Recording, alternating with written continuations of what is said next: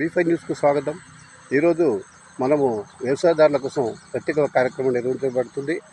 రైతులు పండించినటువంటి పంటలు ఏ విధంగా ఉన్నాయి, ఏ విధంగా వాళ్ళు ఇబ్బందులు పడుతున్నారు, వర్షాలు లేక అనేక అవస్థలు పడుతున్నారు, వేసిన పంటలు ఎండిపోయే పరిస్థితులు ఉన్నాయి. ఇప్పుడైనా రైతాంగ సమస్యలు అర్థం చేసుకుంటారని ప్రతి వారిని వారు కోరుతున్నారు. వర్షాలు లేకపోవడంతో ప్రభుత్వం ఆదుకోవాల్సిన బాధ్యత ఎంతైనా ఉందని వారు అంటున్నారు. మనం చూస్తున్నది ఈ విజువల్ రైతులకు సంబంధించిన కార్యక్రమం.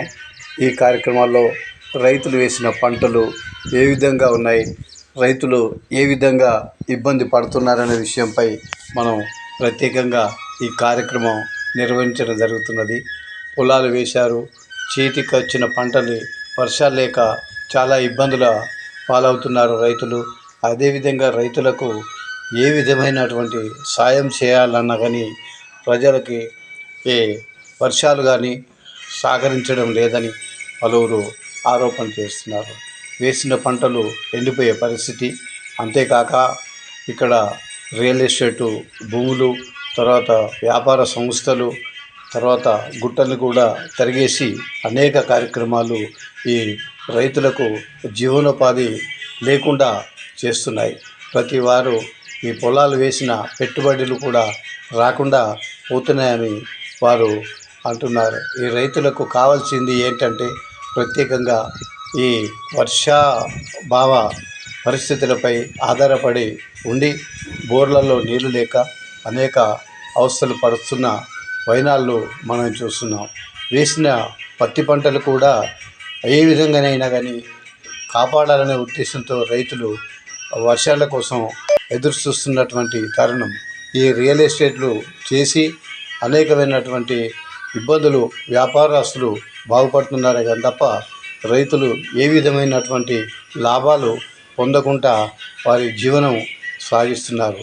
వేసిన పంటని నమ్ముకొని, భూమిని నమ్ముకొని బతుకుతున్నటువంటి రైతులకు ఇవన్నీ రియల్ ఎస్టేట్లు, బిజినెస్లు కూడా ఒక ఇబ్బందిగా మారుతున్నాయి. ఇక్కడ మనం చూస్తున్నటువంటి కాలువలు, వాగులు నీళ్లు లేక విలవిలబోతున్నాయి. ఎక్కడ వేసిన దొంగడి అక్కడే ఉంది. నీరు లేక బీళ్ళైపోయిన పరిస్థితులు ఇక్కడ ఉన్నాయి. ఇక్కడ బీళ్ళు మనం చూస్తున్నాము. పిచ్చి మొక్కలు మొలిచి అనేక విధాలుగా రైతులకు లాభాలు లేకుండా చేయడంలో ముందున్నాయని చెప్పడంలో సందేహం లేదు. ఈ మనం విజువల్ చూస్తున్నటువంటి అన్ని పిచ్చి గడ్డి మోసి అనేక రకాలుగా ఈ రైతులకు కానీ ఏ విధమైనటువంటి లాభాలు లేకుండా పోతున్నాయి. ఇక పత్తి పంటల విషయానికి వస్తే పత్తి పంటలు ఏ విధంగా చూడండి. ఏపుకేసి రైతులు ఆరుగాలం కష్టం చేసి పెంచుకున్నారు. విత్తనాలు వేసి, తర్వాత ఎరువులు వేసి, మళ్ళా క్రిమిసంహారక మందులు పిచికారి చేసి ఉన్నా కానీ ఆఖరు నీరు అందించలేని పరిస్థితిలో రైతులు తలమూనికలై చాలా ఇబ్బందులు పాలవుతున్నారు.